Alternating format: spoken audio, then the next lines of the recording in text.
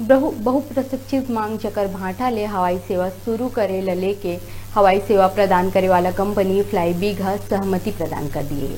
FlyBig company के CMD Sanjay Mandaviya शहर के एयरपोर्ट के निरीक्षण करी।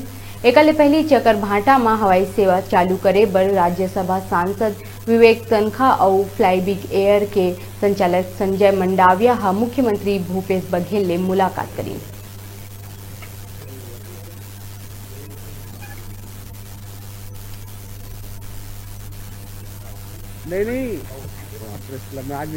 लाइसेंस तो अभी लाइव है, तो उसी वीएफआर का हमें दिसंबर में 2 साल का रिन्यू मिला था, तो इस कंडीशन में भी चाहे तो हम चालू कराया जा सकता है। जबकि 3C के पे हमने बनाया है, 30 दिसंबर को हमने एप्लीकेशन जमा किया है और हमें पूरा उम्मीद है इस महीने का में ही हमको 3C वीएफआर का लाइसेंस मिल जाएगा।